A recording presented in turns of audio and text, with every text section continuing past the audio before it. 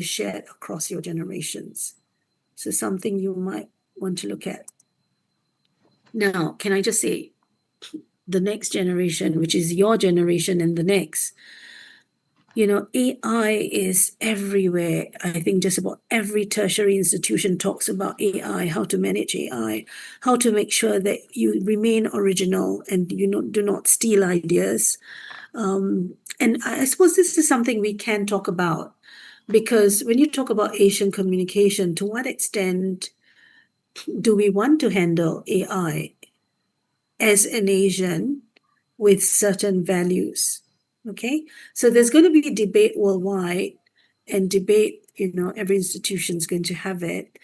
But since we're talking about Asian communication, you may want to think about how, as an Asian with a specific identity, we want to engage artificial intelligence.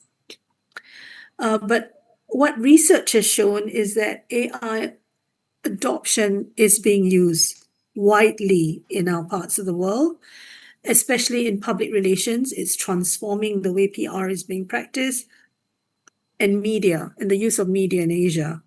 And in fact, there have been in New Zealand, I think a news agency was called out. I can't remember which news agency it was, because they had used AI to write an entire news article for them. And they put it under the organization's name. But the problem was,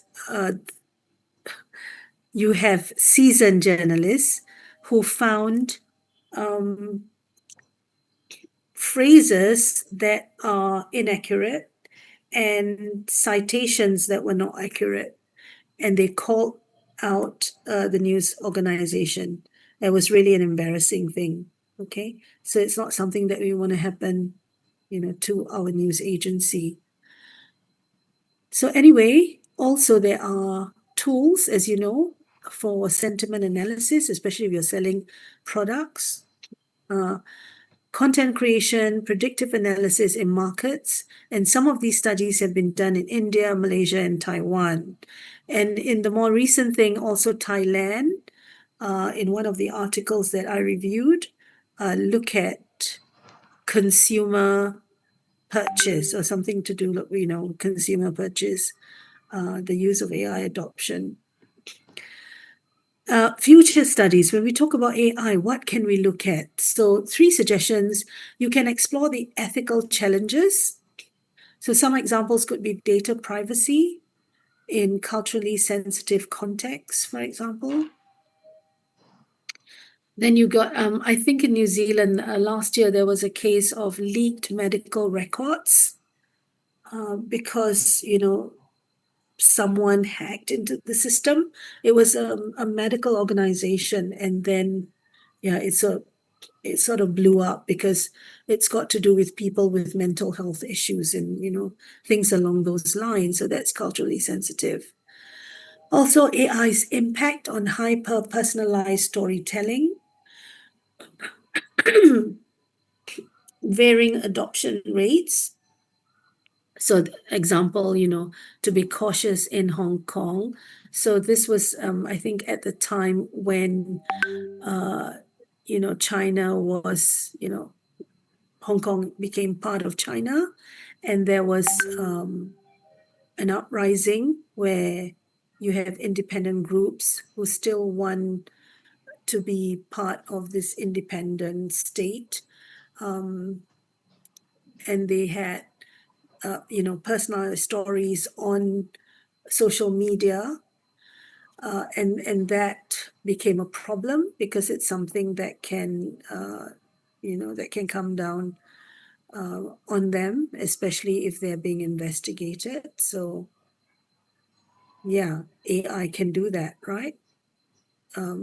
Sift out information online and very quickly tell you where certain information are coming from. So it can be risky.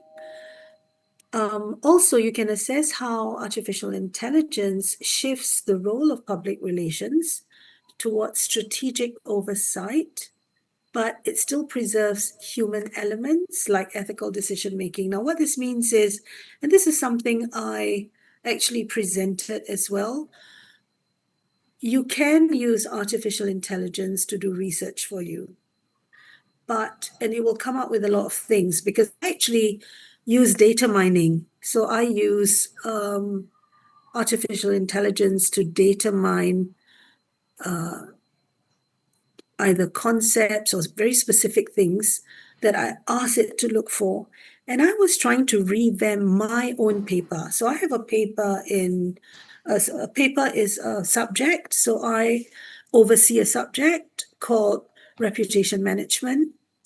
And in a year or two, my game plan was to revamp the paper because there's been a lot of change. Digital technology has changed. So I wanted to revamp the paper.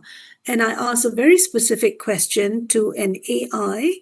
So there are a few AIs out there that you can use. You can use Claude, you can use Elicit, you can use Perplexity, you can use a few different types of AI. So I used a couple of them, and just for comparison, and I asked them to give me very specifically a model, and I gave them how many weeks I wanted, the sort of content I'm looking for, the region that I'm interested in. I asked for very specific theories and examples, and I asked them to look out and bring me their top findings. And they look at the top 50 sources, if you like, out of, I think, 2 million something sources. So they came back to me and they say, okay, Haria, these are the sources. And I say, give it to me in a chart or give it to me. And they gave it to me in whatever I asked it to do. And then I had to make my decision, right? I had to look at it. So the human element comes from you making the decision because AI cannot make the decision for you. Well, actually, you can tell them, make a decision for me, and they will, right? But this is not something we want to do. When we talk about ethical communication, ethical practice, and you want to take the ownership of being a practicing scholar, then you have to make the decisions. But the funny thing I found was in my presentation was AI kept citing my own paper, right? And they keep telling me, this is a very good paper. This is a very good paper. And I said, that is the height of flattery. The height of flattery is imitation. AI is imitating my work and telling me, use this model. And I want to laugh because that's my model. I want to change. So, I had to then think about other things and, how I was going to change my paper. So again, sorry, Hairia, yes. for interrupt. Yeah, we are 12, maybe 10 minutes approaching the 9:30. So I think we can develop the discussion. Yeah, this discussion related your experience with AI. I think if you don't mind. Yes, Yeah. sure. Okay, so yeah, there is one student. Sorry, I'm just going through this. Okay. No, Yeah. I'm just going to stop here. Oke, please. Mas Nanang tunggu dulu bentar ya, berarti ya. No, enggak usah tunggu. You can ask the question, dear. I just want to leave this slide. I'll give, because this is the end.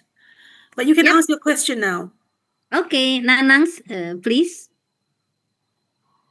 Okay, thank you for this opportunity.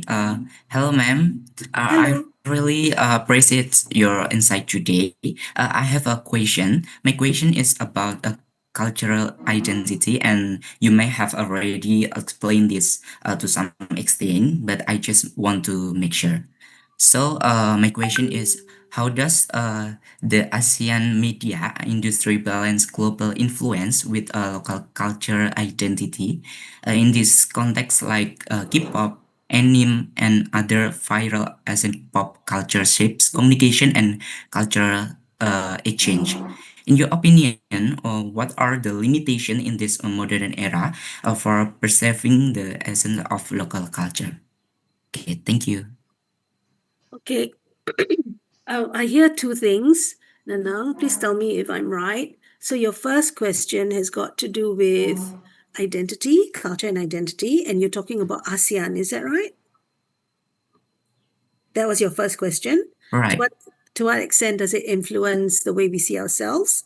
And your second question has to do with social media use like TikTok, artificial intelligence, that sort of thing. Is that right?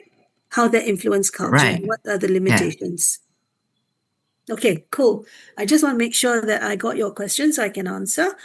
So can I just say, ASEAN, in a big way, it's got to do with the conglomeration of some 11 countries, if I'm not mistaken, right? And just like the European Union is a union, that's made up of a lot of European countries. So it is a group. And we, in terms of the country that we belong to, pledge our belonging to this group. Okay. Does that make us all the same? It does not, right?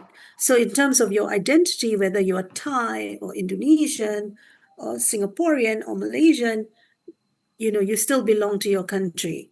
So I think in terms of cultural national identity, I don't think that has changed. Okay, except that you see yourself belonging to a bigger group. This is exactly what Mike 2002, 2006, which I covered earlier, was talking about. This idea of unity in diversity. We can be different, but we still belong as a whole because we decided to come together and belong to an organization. Okay, so in the same way, I belong to the Asia Pacific Media Network. It's made up of Europeans who've lived in New Zealand. It's made up of Pacificus, people from the Pacific Islands. It's made up of Chinese nationals who've come to live in New Zealand. It's made up of Kiwi-born Chinese, so first, second, third generation Chinese, Indians, myself, and people from the Malay archipelago, including my Indonesian friends who are based in New Zealand. Does that change the way I see myself? Not necessarily. Okay, it's just that they are part of my network. So it's interesting how if you like their culture, the culture can be part of your daily practice. So much so it becomes who you are in terms of your behavior. Okay, so for example, if I'm talking to my Kiwi friend, I'll say sweet ass. Sweet ass means cool, good. Or if I say, saya mau belanja kamu, if I say I want to treat you, the English word is treat, but in New Zealand, they say shout. So when I first came to New Zealand, my girlfriend said, my colleague said, Haira, let's go out and eat. Let's go out and eat. She said, it's my shout. So I was thinking, why is she shouting? What does she mean by shout? Rupanya, she meant treat. She wanted to treat me to a meal. Okay. So now I use the word shout a lot. So Bali, when I came back to Singapore, I tell my aunt, okay, let's go out and eat. I'll shout you. Okay, so if you ask me, Haria, has that changed the way you communicate? I will say, yes. Yeah, dah jadi kebiasaan ya, so I end up using shout. So to what extent does those changes and your interactions with different cultures change your culture? It can, but to an extent, because you decide to make that change. Do you see what I mean? So it rests with you as the individual. How do you want to change? Are you happy with that change? Okay, so if I'm used to baju kurung all my life and I don't want to change, I will not change. Okay, if I like wearing kabaya, I'm not going to change. But then if I say, oh my God, I have to keep running for the blooming bus, so I'm just going to wear pants and shirt. Then if I want to keep that as a costume change and I never go back to my traditional clothing, then it would have changed the way I represent myself. Okay, I hope that makes sense. The second part where you're talking about TikTok and social media and all that, yes, that has a huge influence because the world is more global now. So we, especially for the young people, which is why a few countries are now trying to limit the use of, they have an age group that cannot use social media. I think Australia has imposed that lately, and I know Malaysia is talking about doing the same. So banning young people up to the age of, I can't remember, 15 or something, from using social media. I hope I've answered your question. Nanang?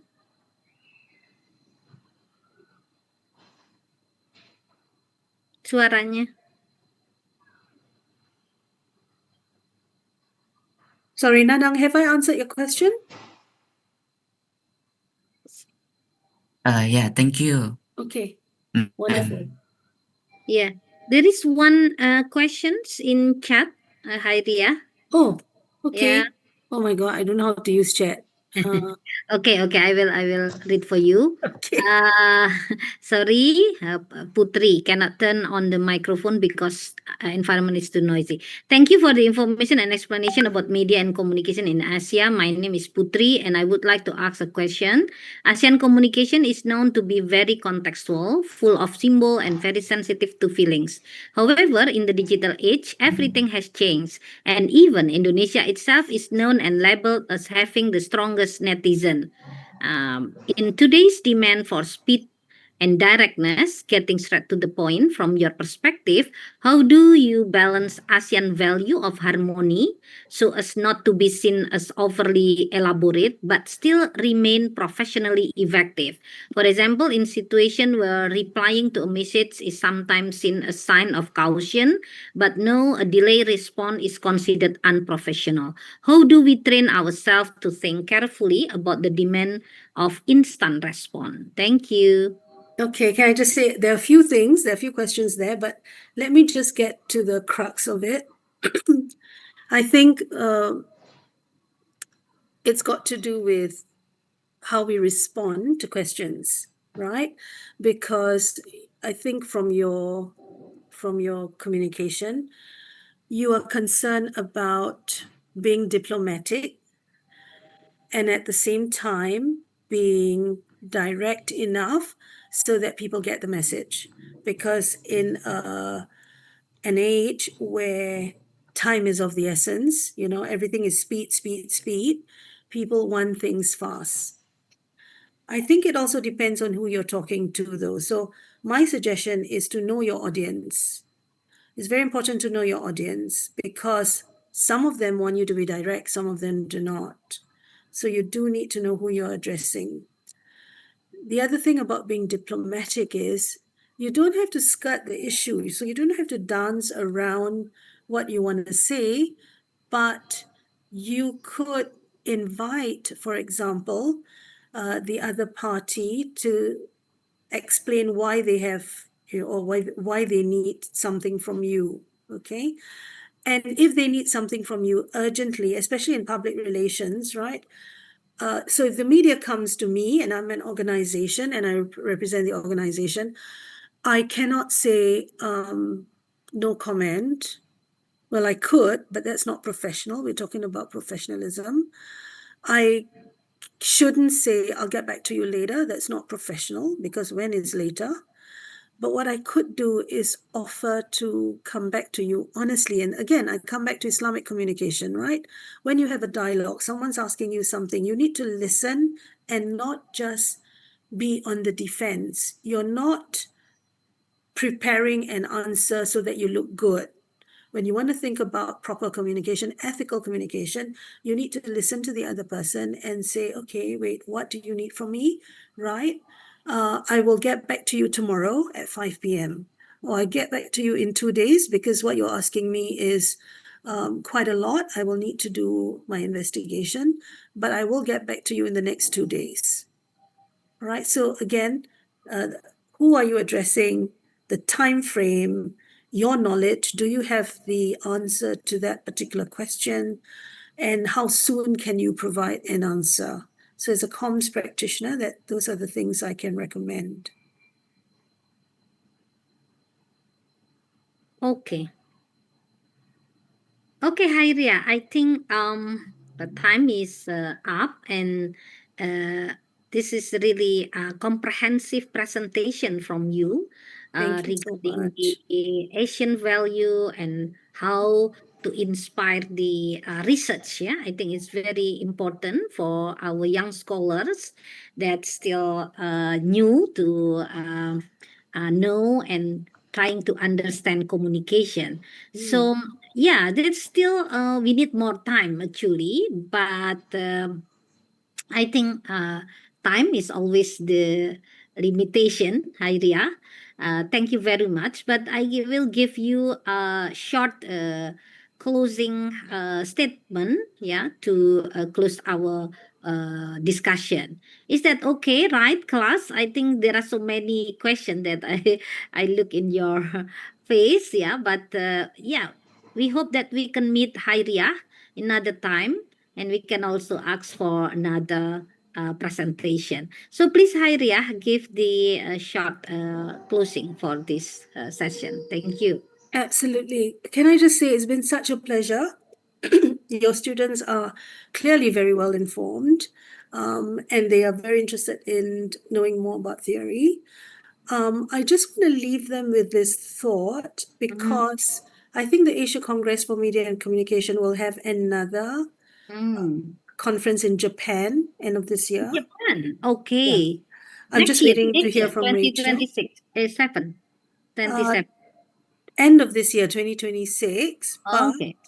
but invitation for papers to appear in Pacific Media will come next year. So ideally, you should present something at the conference.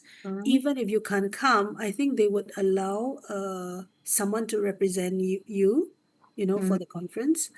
But I just want to leave you with this thought, guys, in terms of Asia communication.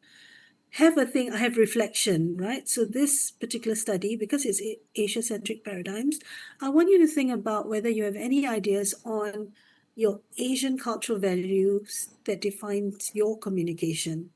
Or if in reading about comms theory, you find that, hey, it's not the same as what I was told growing up, And then how might you position this, whatever it is you found, in a potential study? So you'll have a research question. Now I think that's a separate talk on developing your own research question, right? Having a problem that you can define really, really well, and then deciding to tackle that as a thesis, as an idea. Yeah, I thought this would be helpful if you could just start from there. Yes, sure. Because after class, we have like assignment to explore the topic. I think this homework from Hairia, we can use as the what is that material for our assignment. Yeah. Do you agree? Yeah, class. Yeah. I hope you agree and don't mind to create a assignment only for 700 words, but to give time to all of you to thinking and what is that trying find the inspiration from this material today. Yeah, thank you very much, and hopefully that we can meet as soon as possible, Hairia.